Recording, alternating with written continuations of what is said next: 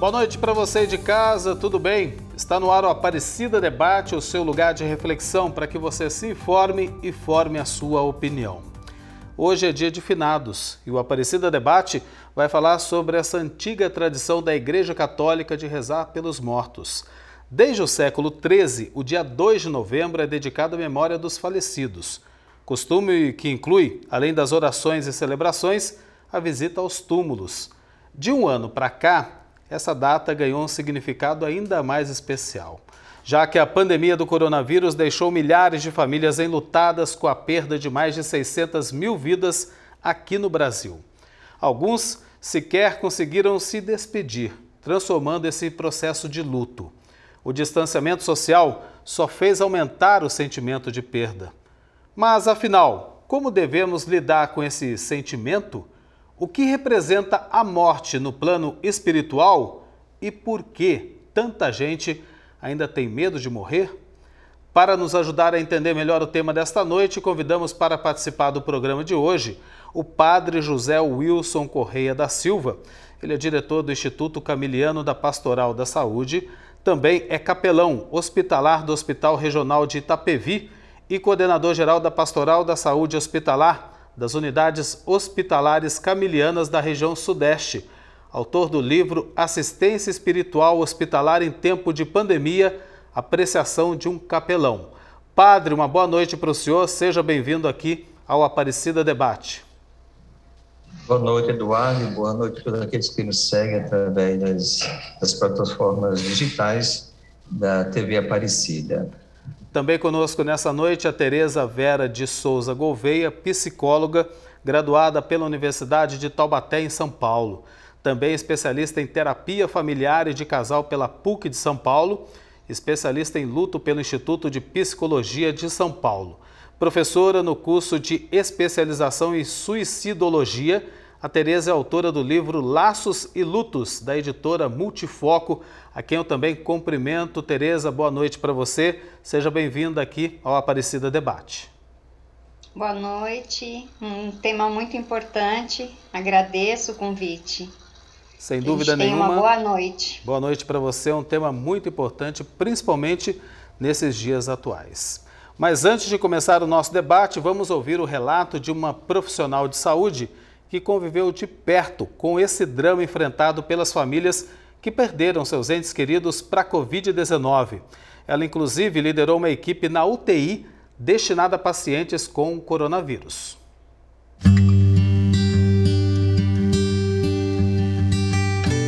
Perder alguém que a gente ama, admira, perder um amigo, um parente é muito difícil, mas isso não acontece todo dia.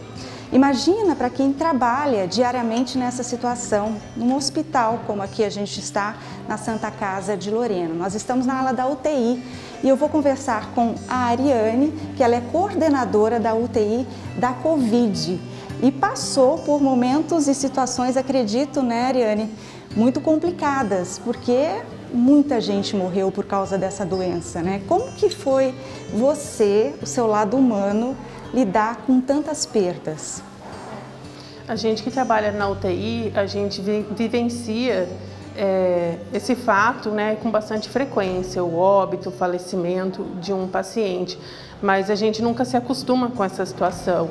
E na época da pandemia foi muito mais intenso, então é muito difícil, foi um momento que foi alterado todo o protocolo de trabalho e um deles foi o protocolo de óbito, né? O familiar deixava o seu parente aqui no hospital, não tinha mais contato, o único contato que era realizado era via telefone, né? Eu fazia uma ligação no período da manhã e o médico no período da tarde, outra ligação para a gente passar as informações de como estava o seu parente. E nesse momento a gente tentava ser mais humano possível, porque era o único contato que a família tinha, então a família tinha que ter a confiança e a gente, nessa maneira da ligação, era onde a gente passava todas as informações, né? O quadro clínico do paciente. E quando o paciente evolui a óbito, a gente tem um protocolo de óbito de Covid, onde a família não poderia nem, ao menos, ver o seu parente, né? A gente realizava todo o protocolo daqui já saía para a funerária já realizava o sepultamento. Então a família não tinha nem condições, não tinha possibilidade de fazer o velório. Isso era uma norma, né, do Ministério da Saúde, a gente não teria como fazer algo diferente sobre isso. Então foi muito mais intenso nesse período da pandemia. E era uma fase muito difícil, muito complicado, porque como que a família não está vendo e está recebendo essa notícia triste e dali para frente teria que tomar as medidas, né, para um sepultamento sem estar vendo o que estava acontecendo. E você falou também para a gente, Ariane, que tem uma ala separada para onde você leva a família, né, infelizmente, para dar essa notícia. Isso, a gente tem uma recepção, né, uma sala de espera que a gente utiliza para conversar com a família. Você pode mostrar para a gente onde é que fica? Com certeza. Então vamos lá.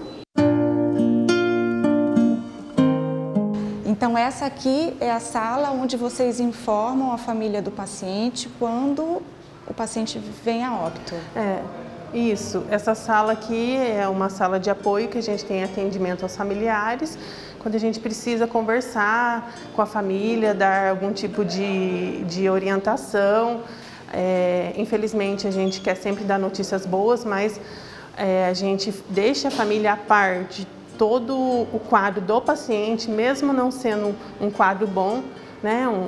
A família tem que estar a par, porque se de repente acontece o pior, a família tem que estar preparada, né? Então, a gente, por telefone, via telefone, a gente passa as informações, seja ela notícia boa que a gente quer dar ou, infelizmente, sendo a notícia mais triste. Eu perdi 2 colegas médicos da região, muita gente conhece eles, foram 2 pessoas muito queridas que infelizmente o Covid levou. O meu emocional foi difícil de lidar, mas como eu comentei, eu saía daqui e eu tentava separar.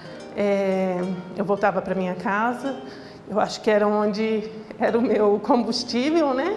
Eu me levantava a ver minha família, que estava me esperando. Todos compreenderam totalmente a minha ausência em casa, até a minha ausência, atenção. Não poderia naquele momento estar 100% dedicada a eles, mas foi muito compreensível pela minha família, pelo meu marido, pelos meus filhos. E foi essa maneira que eu busquei força na minha família.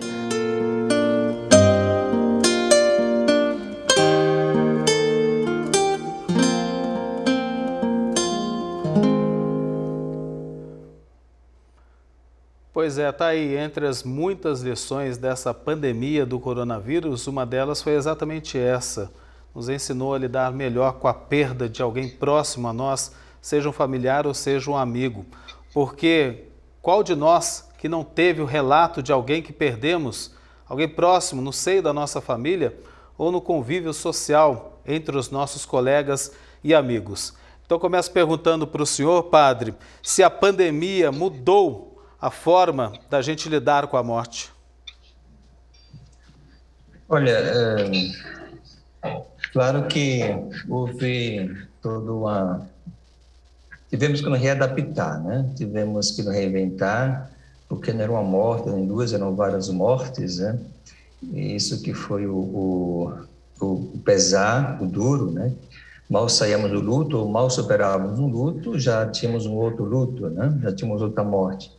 Então, foi muito desgastante mesmo, né? A quantidade de pessoas que morriam e que muitos não tiveram, assim, essa oportunidade nem de fazer todo esse processo de luto. Eu digo assim que houve até uma perda do luto, né? Uma perda do luto. As pessoas não tiveram o direito de elaborar o seu luto, né? E claro que tivemos que, da parte assim, religiosa, espiritual, nos adaptar, questão das cerimônias também, né? As cerimônias, muitas exéquias virtuais, vamos assim dizer, digitais, o momento de orações assim digitais, junto com o parente, o enfermo e o sacerdote, né? Então foi um momento assim que tivemos que reinventar, readaptar os sacramentos, as orações, né? Em vista de todo esse contexto pandêmico que estávamos atravessando e que a gente não dava conta, né? Muita gente não dava conta. Às vezes eu saía 11 horas da noite do hospital, né?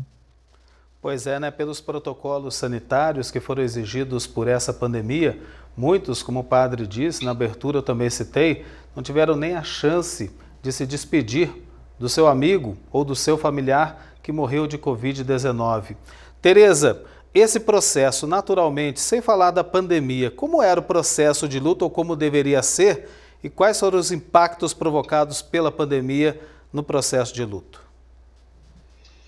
Eu acho que o principal é essa rapidez na despedida mesmo, né?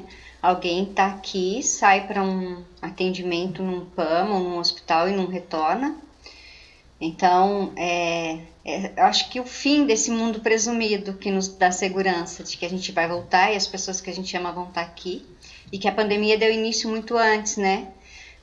Com a restrição nas nossas saídas. Então, a gente já perde a segurança nesse momento. E aí, como o padre falou, o processo de luto, claro que ele é afetado, porque muitas pessoas não puderam ver os seus mortos, né? Os caixões lacrados, faltou o abraço na despedida, e o ritual de despedida ele tem um significado, ele ajuda a gente já a fazer a passagem. Então, isso foi retirado da vida das pessoas, né? De muitas delas. Claro que isso tem um impacto no processo de luto. Esse luto ele pode ser agravado por essa solidão, por não poder nos despedirmos de quem amamos e por não podermos receber os abraços que são tão necessários nesse momento, que é o momento de desamparo. A morte é o momento de desamparo. Tereza, aproveitando você ainda, sem essa despedida, fica mais difícil lidar com esse sentimento de perda? Por mais tempo, inclusive? Fica, Eduardo. E assim, eu vou te dar um exemplo que a função do ritual, ajudar na passagem, a gente pode ver até inclusive na alegria, né? As formaturas que foram canceladas, a colação de grau, tudo isso é um ritual para fazer uma passagem. E a gente está falando de alegria. Então, imagina na dor, né? Já que a função do ritual é essa, ajudar a gente a fazer essa passagem.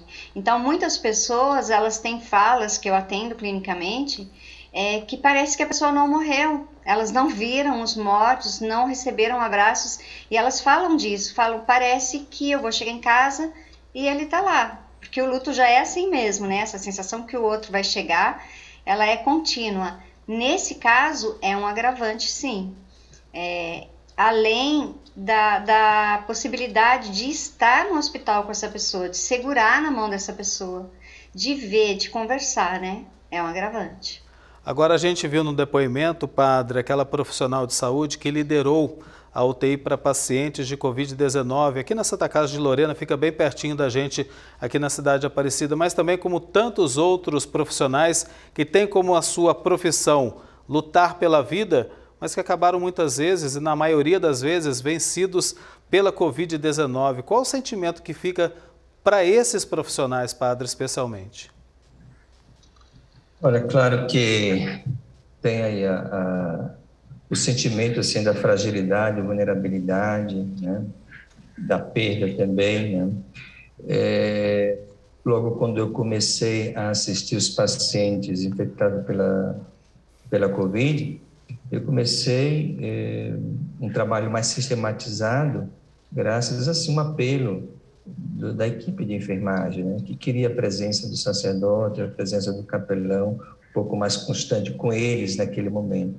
Então eu sentia assim que passava no coraçãozinho deles, no meio deles, né, essa insegurança, essa incerteza e também essa necessidade, né, de se agarrar no espiritual, de se agarrar também muito mais assim no religioso, né?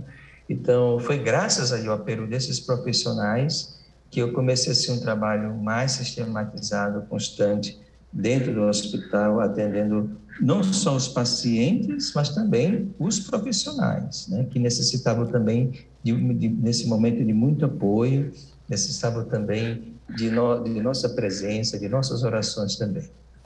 Pois é, fica aqui também o nosso reconhecimento, né, padre Tereza, a esses profissionais de saúde que fizeram muita diferença durante esse período da pandemia. Salvaram muitas vidas, outras não conseguiram, foram derrotados pela Covid-19 e tiveram que conviver com isso no dia a dia de suas tarefas, da sua profissão.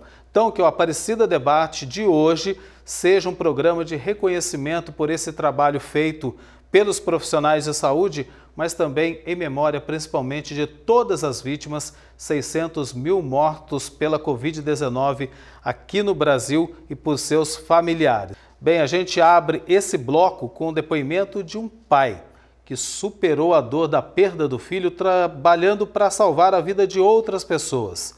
A Camila Lute ouviu ainda uma voluntária que seguiu o mesmo caminho depois de tentar o suicídio. O Fernando é cofundador do Espaço Ser, na cidade de São Paulo, uma ONG que ajuda pessoas de todas as idades com transtornos e doenças emocionais. A vontade de criar esse lugar e ajudar pessoas começou depois que a família dele teve a vida transformada. Por causa de uma forte depressão, aos 14 anos, um dos filhos dele tirou a própria vida. A família já havia percebido um comportamento diferente no adolescente e buscado ajuda profissional. Mesmo assim, ele não suportou a dor. Eu diria que, para nós, as respostas que a gente começou a obter foram suficientes para conseguir continuar caminhando, né? E eu diria que se eu puder compartilhar com as pessoas que nos ouvem, né, e passam às vezes por circunstâncias difíceis, que talvez uma das chaves, né, além de aceitar que parcialmente algumas respostas a gente não vai ter, algumas questões realmente a gente não vai ter resposta, deixar de lado os porquês, sabe? Os porquês. Por quê? Por quê? Por quê? Por que comigo? Por que meu filho? Por quê? Por quê? Isso realmente,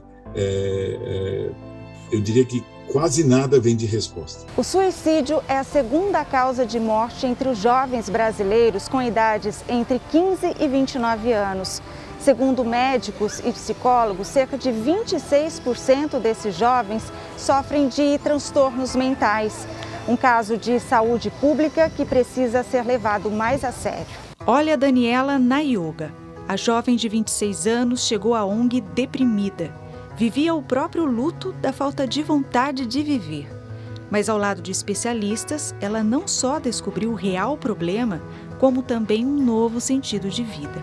Então, quando eu comecei a praticar yoga, foi o que me deu um boom, assim, de eu acordar todos os dias animada, porque eu sabia que eu ia para o espaço, porque eu sabia que eu ia praticar yoga, porque eu dizia que era o meu ansiolítico natural, que era o meu antidepressivo natural, era o que estava fazendo sentido para mim.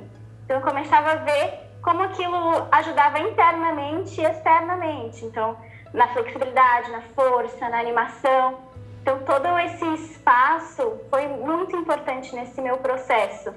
Eu virei outra pessoa, uma pessoa confiante, uma pessoa comprometida, né? Tinha dias que eu estava muito triste, que eu estava chorando, mas eu sabia que eu tinha que ir até lá, porque ia me fazer bem. Então, isso também é muito difícil, às vezes, das pessoas colocarem na cabeça de eu tô mal, mas mesmo mal, eu vou. Porque eu sei que isso vai me fazer bem.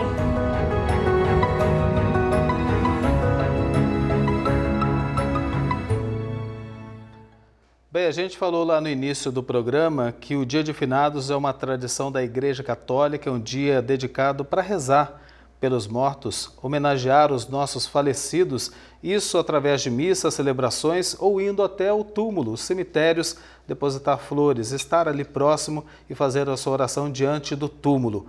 Mas também, Tereza, essa é uma forma de homenagear os mortos, ou seja, transformar a dor da perda de alguém muito próximo que a gente ama, para a gente poder transformar isso em ação que ajude o próximo, que ajude outros que tanto precisam também, Tereza? Pegando um gancho aí no Fernando e na Tânia, eu os conheço, é maravilhoso o trabalho que eles fazem. O que eles fizeram? Eles deram um sentido para essa dor. Isso é a ressignificação, né? A ressignificação é estabelecer uma outra conexão com quem se foi. Quem a gente ama não morre fisicamente, mas faz parte da nossa história. E eu entendo que o Dia dos Mortos é um dia especial, mas a gente aguenta a morte, sabe, Eduardo? Mas a gente não aguenta o sumiço de quem a gente ama. Então, talvez manter os nossos mortos por aqui poder falar deles, porque o que nos resta é a memória, seja um lugar de maior ressignificação. E as pessoas têm pouca intimidade com isso. Parece que para as pessoas é um pouco difícil, a maioria delas, falar sobre quem morreu. Ou escutar falar, né, sobre quem morreu. Como que a gente deve fazer isso então, padre? A gente homenagear os nossos mortos, falando deles, né? Não chorando por eles, mas tendo o orgulho de ter convivido com essas pessoas aqui. Antes eu queria dizer que faltou, nesse momento que estamos passando, essa pandemia, com tantas mortes, aquela narrativa no leito do paciente, né? Ou seja, aquela fala do paciente. O paciente morreu praticamente, né? O paciente do Covid sozinho, né? Não pôde falar, conversar, dizer o que ele sentia, né? Então faltou essa falta aí dessa narrativa no leito, no seu leito de morte, né? E assim também como nas casas de funerais, né? Faltou aquele discurso, né? Que geralmente se tem fazendo, né? Então são dois momentos assim que a gente falava um pouquinho do morto, falecido, né? Claro, trazendo a fé, trazendo a esperança, né? Então é um momento que esse agora, esse dia de finados, né? Hoje, né? A gente fazer memória a esses falecidos que nós não tivemos assim oportunidade de estar com eles, né, ali presencialmente, né, de elevar junto aos restos mortais deles, né, uma prece, uma oração, uma celebração. Então acho um momento assim de a gente devolver tudo aquilo que a gente não fez, né, diante do seu falecimento, né, a nossa compaixão, as nossas orações. Eu vejo assim que alguns, né, que eu acompanhei, que frisavam, né, faltou a prece, né, faltou a liturgia da palavra, né, faltou a oração, faltou a presença dos colegas, dos amigos, né. Então esse é o momento para a gente tentar superar esse vazio, essa ausência, né, através aí das nossas preces, da nossa presença também no cemitério e nossas preces também. Padre, então, como lembrar dos nossos mortos, como homenageá-los nesse dia? Nesse dia e todos os dias, né? Eu acho que cada um, né, cada família também tem sua maneira de homenagear os seus mortos, né? Por exemplo, no meu caso, eu perdi minha mãe pela Covid, com 71 anos, graças a Deus eu acompanhei todos os passos dela até o último suspiro dela, né? Eu acho que meu trabalho de acompanhar os doentes, especialmente de Covid, né, ajudou muito nesse acompanhamento aí dos últimos momentos da minha mãe, quase 20 dias aí internada, né? E a gente fez, né? O que eu consegui fazer, né? Claro, estava todos os dias lá com ela, né? Isso já era um privilégio, né? Já era uma graça. Nos momentos finais dela, levei meus irmãos, cada um teve um momento particular com ela, né? Então, tivemos assim também essa graça de levar toda a família e despedir dela, né? E tivemos também a oportunidade de fazer as exéquias, né? Claro, eu não tinha condições, foi um leigo que fez as exéquias, eu dei um e-mail de choro, disse algumas palavrinhas, e a celebração de sétimo dia a gente fez em casa mesmo, o meu pároco autorizou, né, fazer em casa, mas logo depois a gente fez um banquete, né? A gente fez um jantar, é o jantar que eu quero chamar a atenção, né? Foi a forma que minha mãe era muito alegre, muito alegre, gostava desses momentos festivos.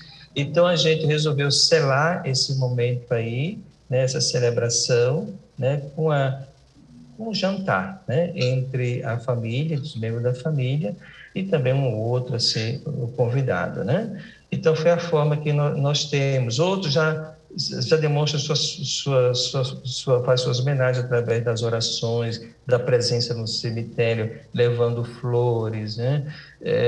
Ou seja, cada um vai se encontrar a sua maneira, o seu modo, né, de homenagear o seu falecido, o seu ente querido que partiu para a casa do Pai. Tereza, exatamente isso que o padre está falando, cada um tem a sua maneira, o seu modo de vivenciar esse processo de luto, né? Agora eu pergunto para você, muitos têm o costume de deixar algum objeto que pertenceu a esse ente querido próximo para justamente lembrar desse falecido, ou mesmo uma foto no porta-retrato. Isso é bom ou não é bom, Tereza, afinal?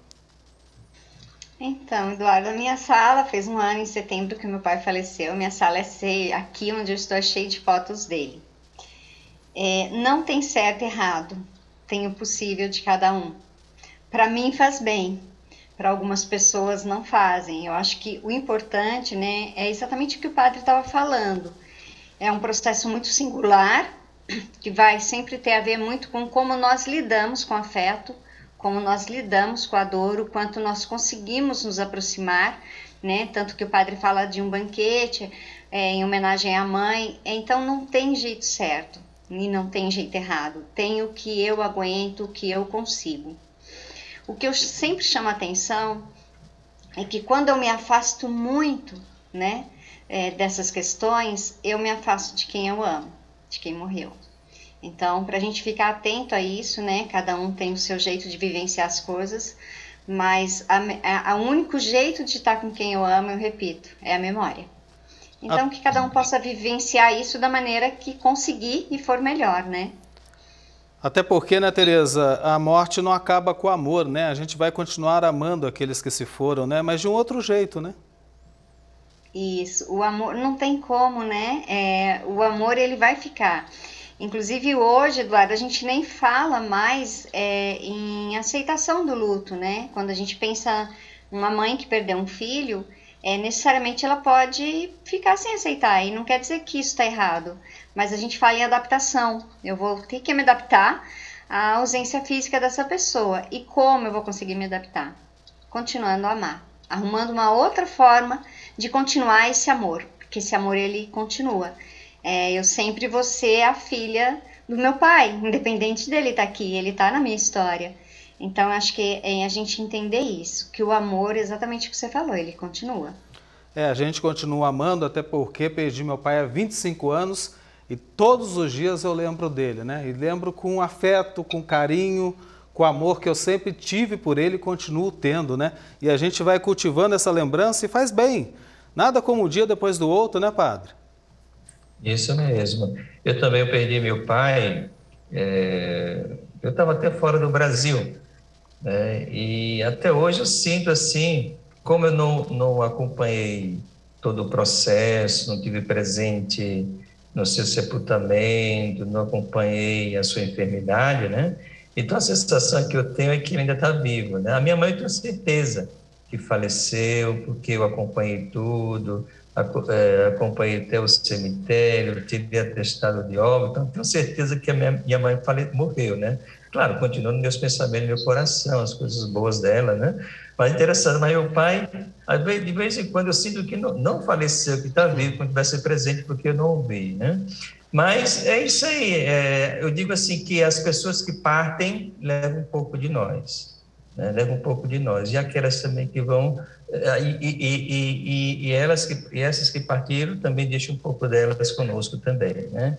Então, não é para a gente esquecer os nossos entes queridos que partiram para a casa do Pai, relembraram com afeto, né, com amor, né?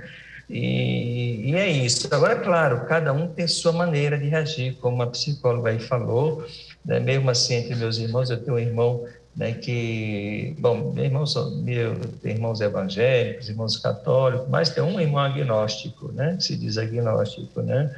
E ele, querendo assim, não acompanhou, não esteve no sepultamento da minha mãe, né? Foi depois lá para a nossa cidade, né? E ele não aguentou assim de ver aquela casa tão organizada, tal como minha mãe deixou, e como a gente preservou. Mas isso faz um bem para nós, né? Para minhas irmãs que estão lá, eu estou aqui em São Paulo, né? De manter as coisas como ela deixou, né? Já para ele não, já foi incômodo, né? Ele queria até desorganizar um pouquinho a casa, entre aspas, né? Mas não conseguiu, é claro que nós não deixamos, os irmãos não deixaram, né? Agora eu quero trazer outro sentimento para a discussão aqui. A gente está terminando o segundo bloco, mas que é muito pertinente para essa discussão que a gente está levantando no dia de finados. A pandemia trouxe para a gente a morte mais de perto, né? A gente falava, Alguém do nosso convívio diário, algum familiar, algum amigo que nós perdemos durante essa pandemia do coronavírus, mas também fez aumentar em alguns, ou mesmo trouxe essa novidade para outros, que é a questão do medo de morrer, que ainda parece muito presente ou mais presente agora, não é, padre? Bom, o cristão não deveria ter medo, né? Porque Jesus morreu justamente para tirar esse medo nosso, né? Da morte, vamos dizer, para nos salvar. O cristão, ao mesmo tempo, tem que ter essa certeza que tem a ressurreição, porque Cristo ressuscitou, né?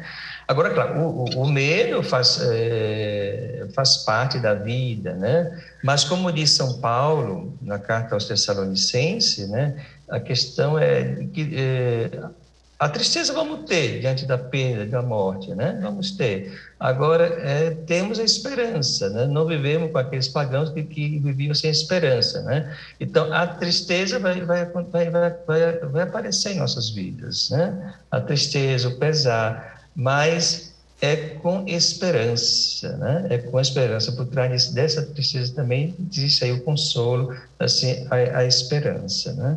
Então, repito, para nós cristãos, católicos, né? Não era para ter medo da morte.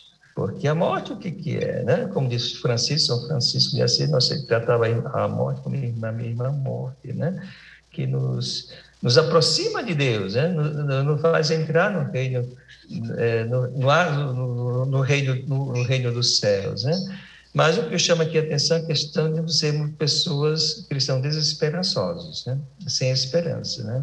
Podemos chorar, né? Podemos aí lamentar, inclusive nos meus atendimentos, né? Dei muitas oportunidades assim para os pacientes externarem a sua dor, né? A sua dor, o seu pesar, né? Sem condenar, sem nada, né? Mas tentando também, ao mesmo tempo, trazer assim, devolver a essa pessoa o consolo, né? A esperança. Tereza, para a gente concluir esse bloco, o segundo aqui do Aparecida Debate, eu pergunto para você, essa falta de certeza, né, que o padre mencionou agora, é que faz aumentar esse medo da morte, na sua opinião? Eu acho que o medo da morte, ele está muito ligado à própria vida. A gente quer ficar, a gente se apega, então eu acho que é para a gente refletir que a gente não é daqui, que é uma passagem, mas o Rubem Alves fala uma coisa bonita, ele falava muito dessa questão da morte, né? E ele falava, e se eu não ver mais as roupas no varal balançando? Então eu acho isso muito pitoresco, muito bonito. Eu acho que a gente tem medo mesmo de deixar as pessoas que a gente ama, de não estar na vida que a gente gosta de estar, né? Mas a gente tem que pensar que é uma passagem e que a gente vai embora e tentar viver da melhor forma possível. Eu acho que o importante da morte é nos falar sobre a vida. Exatamente isso, viu? Concordo com você inteiramente, concordo também com o padre. Essa certeza de que estaremos ao lado de Deus é que nos conforta para esse processo de passagem. Antes da gente começar o nosso último bloco do debate, a gente vai acompanhar agora o testemunho do seu João, que perdeu, olha só, 2 sobrinhas e o cunhado durante a pandemia. Encontrou força na fé e nos amigos para seguir em frente. A gente vai conhecer agora a história do seu João, da cidade de Limoeiro, em Pernambuco. Por causa da pandemia, em menos de 30 dias ele perdeu 3 pessoas da família e muito próximas a ele. Foi muito sofrimento, mas com muita fé ele conseguiu se libertar da dor. E ele conta o que ele fez. Veja só. O seu João Tavares foi um irmão muito companheiro. Ajudou a irmã mais velha e o cunhado a cuidar dos filhos. O carinho com os sobrinhos era como de um pai. Mas em fevereiro desse ano, a pandemia levou as pessoas que ele tanto amava. Quando foi 5 horas da manhã, eu me acordei com um pulo muito grande da cama, com ele entrando no meu quarto, gritando muito e muito alto. Titio, levanta, e eu não sabia o que era. E eu pulei da cama, me deu uma dor de cabeça. O que é, meu filho? Ele disse, neném está morta. Eu disse, tá não, meu filho, venha ver. Aí eu fui no quarto dela, Camila, e realmente ela estava com as mãozinhas assim coladas na perna, mesmo vestidinho, os olhinhos muito fechados. Mas assim, sabe, ela não tinha sintoma nenhum na cama de urina. Então eu disse para ele, depois de ter me jogado em cima dela, disse para ele: vá no hospital, traga sua irmã com um médico para a gente ver que procedimento vai se ter. Nisso, o pai dela foi transferido da nossa cidade de Limoeiro para Recife, capital. Foi transferido na quarta-feira pela manhã, internou. Na quinta-feira, não, ela morreu no sábado 6. E ele, na quinta-feira, ele faleceu, mas aí já no hospital, entubado, nós não podemos ter velório, nem foi só direto para o cemitério. Aí se foi a irmã dela, a segunda das 7 que minha irmã levou, no Recife. Começou a sentir uns sintomas, umas coisas, o marido levou, foi para o hospital, voltou do hospital para casa, voltou para o hospital, e aí aconteceu uma infecção generalizada e faleceu também Elizabeth. Ai de mim, se eu não tivesse a fé que eu tenho.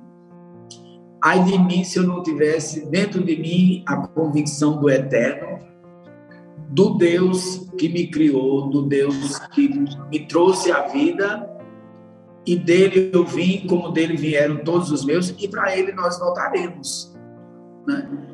Então, acima de tudo, isso aqui, porque em todos os momentos da minha vida, nunca, eu não tenho a minha fé, nem de momento, nem fé, vamos chamar assim, de supermercado, onde eu estou precisando de correr a Deus, não. Eu tenho Deus todo dia na minha vida. Eu tenho a devoção aos meus santos e santas a cada dia da minha vida. E acredito que, por isso, eu supero as provações e desafios que nós passamos com regozijo de também ter Deus nessa hora da dor.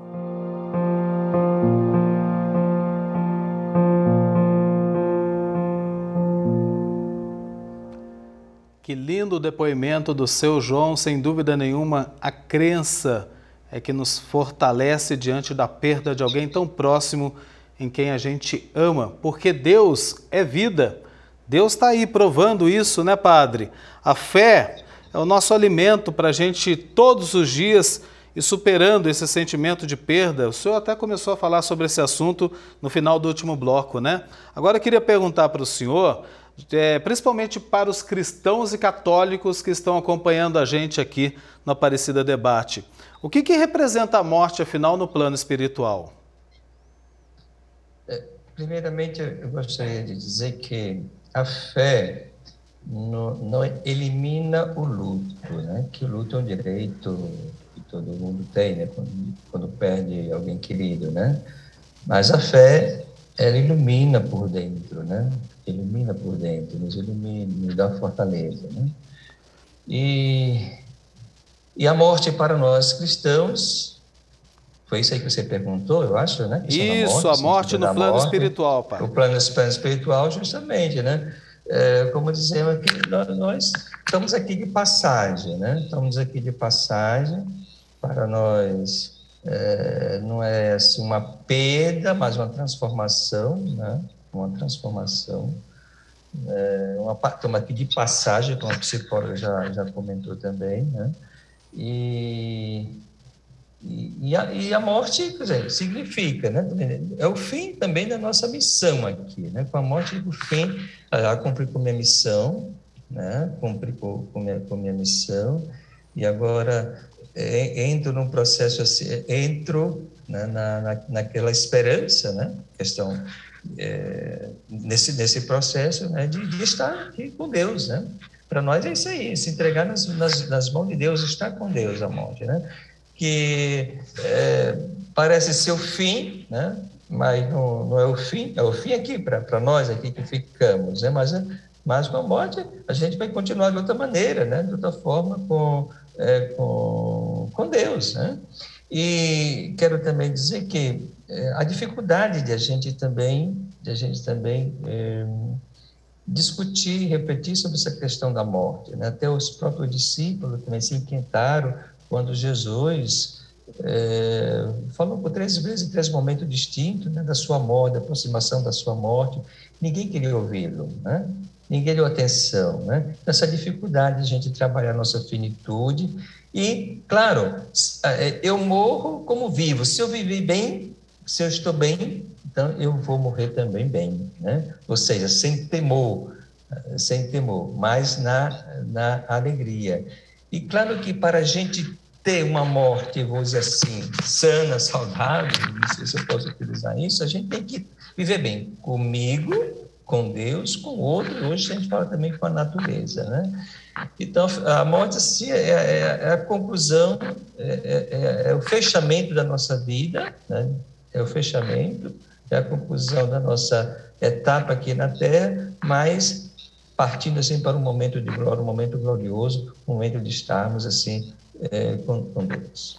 Tereza, e para você, a gente perguntou para o padre nessa questão do plano espiritual, para você como profissional, que é psicóloga e também especialista em luto, como é que você pode definir essa questão da morte aí? Eu acho que a questão da espiritualidade, ela é importantíssima, ela é fundamental, e ela começa, inclusive, antes de alguém morrer, né? Antes de nós próprios tememos a morte. Ela começa quando a gente acha um sentido para levantar da cama, né? Um sentido para aquele dia que se inicia a nossa vida. E é exatamente o que o padre falou. A maneira como eu vivi é a maneira como eu vou, não vai estar alguém diferente ali. Então, eu acho que buscar esse sentido na vida, que eu acho que é uma questão espiritual e que a religião é um dos ramos dessa questão espiritual, que ela é imensa, né? Mas é o sentido da vida. Que sentido eu estou dando para a minha vida? Porque a gente pode não estar de mala pronta, mas se eu estou na vida que eu queria e eu estou em paz com o que eu vivo, é bem possível que eu parta de um jeito muito mais tranquilo e que eu me despeça, dando direito ao luto, como o padre falou, mas que eu me despeça em paz, né? Porque nós não somos daqui. Mas quando alguém vai embora da nossa vida, a nossa vida continua sendo nossa. Isso a gente tem que lembrar. E como a gente, Tereza, deve lidar com essa questão no nosso dia a dia? O padre estava falando, muitos têm dificuldade em falar sobre o assunto. A gente deve falar sobre isso? Então, deveríamos falar sobre isso, porque vamos morrer, todos. Eu, o padre, você, todos. Só que a gente não fala, como se evitar o assunto evitasse a morte. Não vai evitar. Então, se as pessoas querem se afastar, isso, claro, vai dificultar quando alguém morreu, quando elas estiverem na iminência da morte. Porque algumas mortes, elas têm um aviso, né? A gente pode adoecer, pode estar sendo avisado, né? Ter esse tempo, mas algumas não, elas são repentinas. Então, a gente pode se afastar, mas isso não impede a morte. E tem essa questão também que a Tereza levantou, padre, queria tratar com o senhor, isso que dificulta bastante essa questão da perda, né? Quando ela acontece de uma forma repentina, de uma hora para outra, não se esperava por ela, né? Ninguém espera a morte, né? Ninguém espera a morte. Mas podemos se construir dia a dia, vivendo bem, como eu já falei, vivendo consigo mesmo, com Deus, com o outro, com a natureza, né? Claro que temos, se você vive bem, procura viver bem, então, no momento assim da morte, creio eu, né, acredito eu, você vai ter muito mais alegrias a apresentar, glórias a apresentar, do que temores, do que tristeza, né? Independente se foi cedo demais ou se partiu muito tempo depois. De qualquer maneira, nesse ato final da morte, eu tenho que chegar na alegria, né? Apresentar a Deus. Perdemos aí momentaneamente o contato com o padre, a gente está restabelecendo, mas eu continuo aqui com a Tereza, porque a Tereza com certeza atende muitas pessoas nessa situação que repentinamente, né, Tereza, perderam algum familiar, algum amigo, principalmente nesses tempos agora de pandemia do coronavírus. Aí fica mais difícil lidar com essa dor toda, né? Por exemplo, eu sempre ouvi falar, eu garanto que muitas pessoas aí em casa também já ouviram falar, que sempre os pais vão sepultar os filhos, não o contrário, né? Ou melhor, os filhos vão sepultar os pais, não o contrário, né? E quando isso acontece, provoca uma profunda dor também, né? Algo que chega a causar indignação. Com certeza, Eduardo, porque a gente não para pensar isso. Ninguém imagina que vai se despedir de um filho. A gente fala que é uma ordem invertida, né? Uma ordem que nós criamos, mas ainda assim uma ordem invertida. Porque um filho, o que ele é? Ele é a sua continuidade, né? Você vai embora e ele continua você, ele é parte, você tem partes nele, né? E aí, a gente nem fala hoje também, eu acho importante frisar isso, a gente não fala mais em tempo para o luto, sabe? A gente fala da importância de você ir voltando aos poucos para a vida, mas você pode estar em luto 5 anos mais, o primeiro ano é o mais difícil, mas não tem tempo. Então, pensando numa mãe, ela pode ficar anos e anos em luto. O que a gente tem que estar atento? O quanto ela está se cuidando, o quanto ela está se alimentando, o quanto ela está dormindo bem. Eu acho que isso são coisas que indicam talvez um complicador no luto, quando elas se prolongam, né? A pessoa não consegue comer, não consegue dormir, mas se despedir de um filho, por isso que eu falei, a gente não fala nem em aceitação mais, a gente fala em adaptação. Bem, a gente está caminhando para o encerramento do Aparecida Debate. Repito que esse programa sirva principalmente para homenagear os nossos falecidos, não só aqueles mortos pela Covid-19, mas os falecidos de uma forma geral, alguém próximo a você, um amigo, um familiar, e também os profissionais de saúde, nosso reconhecimento por tanta luta que tiveram para salvar vidas, nem sempre conseguiram, mas agora com a vacinação a gente está saindo, graças a Deus, dessa pandemia. Mas indo para o encerramento do Aparecida Debate, hoje, dia 2 de novembro, dia de finados, um dia dedicado para a gente lembrar e rezar pelos mortos, eu pergunto primeiro para o padre, como é que a gente deve rezar pelos nossos mortos? As orações não são apenas hoje, né, padre, mas todos os dias? Justo. E eu gostaria de aproveitar esse momento para, me permita ler são dois parágrafos bem rápido, do Sermão 172 de Santo Agostinho, quando ele fala saber superar a dor humana. As honrarias fúnebres, o séquito numeroso dos enterros, as despesas fabulosas que se aplicam nas sepulturas, os monumentos que se erguem são consolo para os vivos, mas de nenhum socorro para os mortos, muito inversamente das orações da Santa Igreja, do sacrifício de nossa salvação e das esmolas que fazemos por eles. Sem dúvida, tais socorros não lhes obterão serem tratados pelo Senhor com maior urgência que ele merece os pecadores. Justo, pois, que os corações se afligem com a perda daqueles que amam, mas que esta dor não seja inconsolável. As lágrimas que derramamos sejam substituídas pelas alegrias da fé. Esta fé ensina-nos que os cristãos que morrem deixam-nos por pouco tempo e para viverem uma vida melhor. Então, dentro dessa concepção cristã, a melhor maneira de honrarmos os nossos falecidos é através das nossas preces, através das nossas orações. Alegria da fé, alegria do amor em Deus. E eu quero concluir rapidinho com a Tereza, para a gente poder fazer a nossa conclusão de toda essa conversa que a gente teve nessa noite no dia de finados. Afinal, Tereza, a morte não é o fim de tudo, né? Não, a morte não é o fim de tudo, principalmente porque nos nossos mortos, né, mora o amor. Por isso a gente precisa da saudade, porque a saudade, ela conta do amor. E mora a gratidão.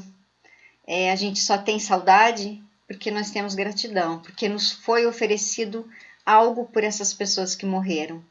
Então, para a gente sempre lembrar que a morte, a saudade, é um lugar de gratidão. Saudade também é um sinal de amor, né? Que vai ficar por todos aqueles que partiram e a gente um dia também, como já dissemos aqui, né? Também vamos partir. para ficar nas graças do Senhor. E assim nós encerramos o Aparecida Debate. Hoje falamos sobre o Dia de Finados, essa antiga tradição da Igreja Católica de rezar pelos mortos. De um ano para cá, essa data ganhou um significado ainda mais especial, já que a pandemia do coronavírus deixou milhares de famílias enlutadas, com a perda de mais de 600 mil vidas só aqui no Brasil. Alguns sequer conseguiram se despedir, transformando esse processo de luto. E o distanciamento social só fez aumentar o sentimento de perda. Contamos com a participação via internet do padre José Wilson Correia da Silva. Ele é diretor do Instituto Camiliano da Pastoral da Saúde.